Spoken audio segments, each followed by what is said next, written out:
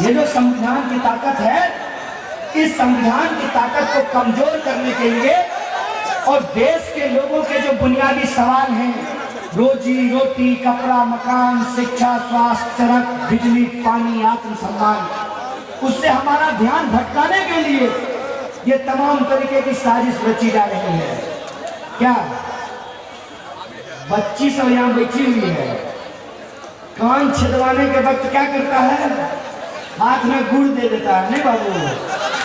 और तुम गुड़ खाने में बिजी रहोगी कि फट से कान छेद देता है। उसी तरीके से इन्होंने इस देश में धर्म का नफरती लड्डू बांट दिया है और हम लोग जब तक लड्डू खाने में लगे हुए हैं तब तक वो इस देश की संपत्ति को बेच रहा है। आपको ये समझना पड़ेगा कि जब देश एनआरसी की बहस में उलझा हुआ है, उसी वक्त देश की वित्त मंत्री ने एलआईसी को बेच दिया है। देश के गृह मंत्री ने वित्त मंत्री को कहा कि हम आपको एनआरसी से कवर देते हैं, आप एलआईसी निपटा दीजिए। यही हो रहा है ना। इस देश के नौजवानों को यह समझना पड़ेगा कि जब आप धर्म खतरे में है, इस जुमले में फंसे हुए हैं, उसी वक्त देश का बीएसएनएल, एमटीएनएल, भारत पेट्रोलियम, भारतीय रेलवे, ये सब खतरे में चला गया है। हमको ये समझना पड़ेगा कि ये पूरी की पूरी राजनीति क्या है कि इस देश के नौजवान नौकरियों के लिए परेशान हैं। लड़का बच्चा सब भोरे भोर जाता है स्कूल के फील्ड में दौड़ने के लिए, नदी किनारे दौड़ने के लिए।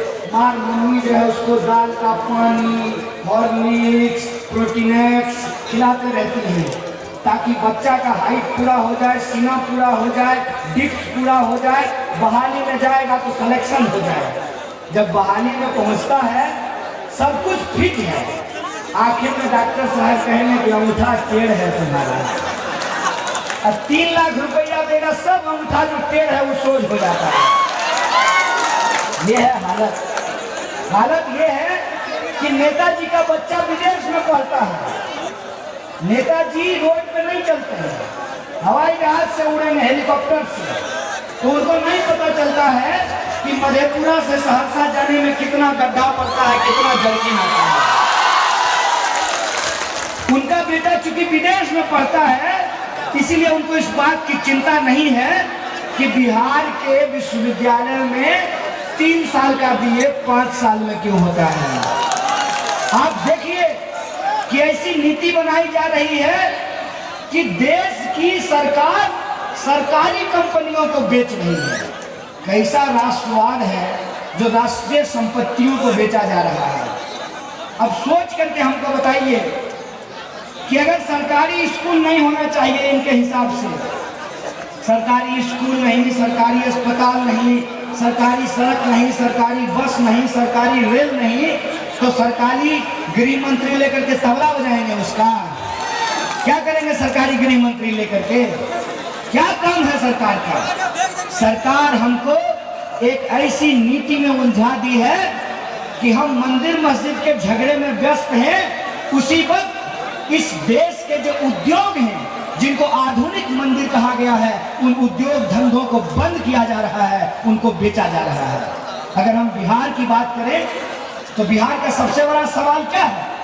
बिहार का सबसे बड़ा सवाल है कि यहाँ के नौजवानों को काम करने के लिए, पढ़ने के लिए, इलाज कराने के लिए दिल्ली, बंबई, कलकत्ता जाना पड़ता है। किसी गुजराती आदमी को देखे हैं कि आकर के मधेपुरा के बाजार में सेब बेच रहा हो, आपके धान के खेत में धान काट रहा हो, आपके मकई का बाल छोड़ा रहा हो? ऐसा कोई मिला है? हमको क्यों दूसरी जगह जाके काम करना पड़ता है? क्योंकि हमारे यहाँ रोजगार नहीं है। ये है देश की जनता का सवाल।